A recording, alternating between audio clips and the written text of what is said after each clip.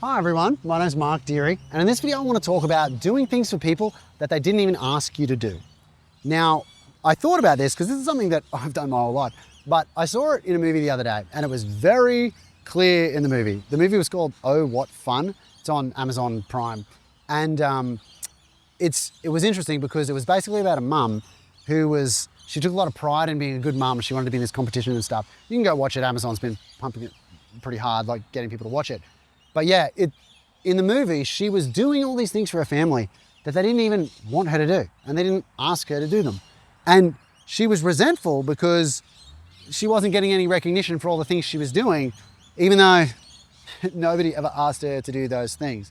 And this is something people do so much in life, especially duteous, people-pleasing people, which a lot of people who have a personality like mine want to please others, and they do. They'll do things for people, and they'll jump at an opportunity to do something for people and stop working on their own urgent tasks to work on someone else's totally unimportant task, something they didn't even ask you to do for them. And you'll be a perfectionist and try and make it amazing when nobody even asked you to do it. And it's such a big thing. And as a parent as well, you'll often do things for your kids they didn't ask you to do. And you're like, oh, but you need it for blah, blah, blah, blah, blah. But it's like, you're probably better off just asking them what they do want or what they do need help with, you know? I think that's definitely something that my generation of parents, a lot of them will do, is they'll kind of do things for their kids.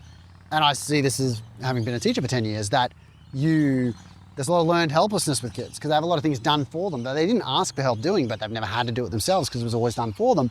So they kind of become incapable of doing it themselves, you know, and to the point that they do have to ask for help. But then they're kind of anxious about the idea of asking for help or nervous about having to try and do something that they have never done for themselves, because it's always been done for them, so they kind of just keep letting it get done for them even though it's not asked for. But why would they be grateful for something they didn't even ask for in the first place? So it gets confusing, and it's definitely a complicated topic that this movie, while it wasn't a life-changingly amazing movie, the lesson in the movie was great. And this is why I love movies. Oh my God, I love movies. And yeah, I love that a movie, 2 hours, and you can learn a lesson. And this was a long movie. It felt like a long, I don't think it was only an hour and a half, but it felt long. But, you know, and the main character, and it was kind of annoying because it took her a long time to learn this lesson. When most people know, oh, I know I shouldn't do things for other people when they didn't even ask me, but I still do. And I need to, you know, learn to stop having that compulsion to help others when they don't want it or need it or ask for it. And where she was kind of even slower again, like, no, they need it. No, yeah. Anyway, so it was really awesome. But yeah, I thought at this time in Dead Week, everybody reflects on, you know, how they are and who they are as a person and what they're doing. Well, maybe everybody doesn't, but it's something given spare time and time to think and do nothing, where you have no other obligations, it's a time to think and reflect.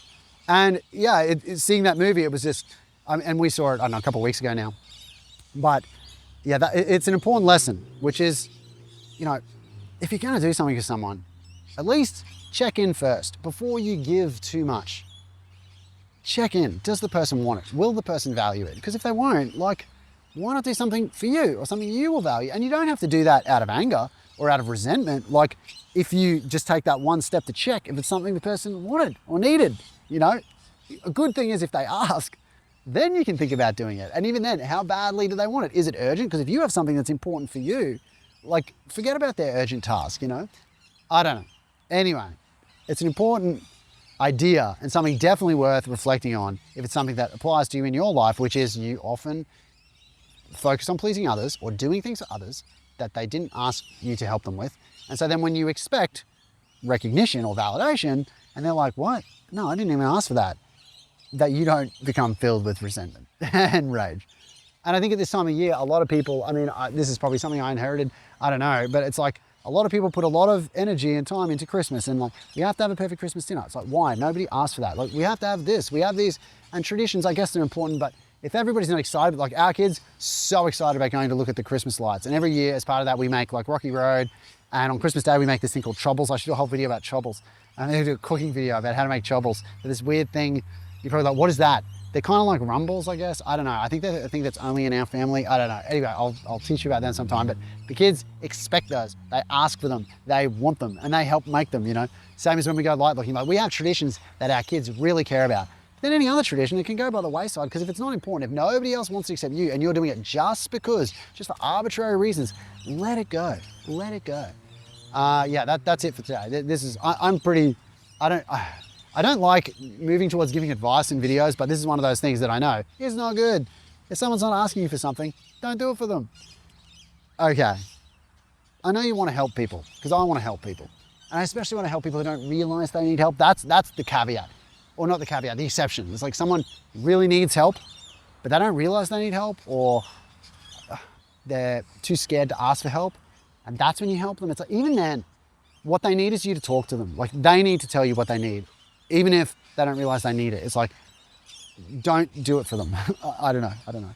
That was advice, but yeah, that's all I have to think about that. But yeah, the movie is worth seeing, and bad movies are worth seeing if they have a good lesson, you know? And movies, oh my goodness, I love movies. I'm gonna go watch a movie. All right, great talking to you today, everyone. I hope you had an excellent day. And yeah, I hope this helped, or it gave you food for thought. Maybe you already know that. But that's it. I'll talk to everyone in the next video. Have a great day.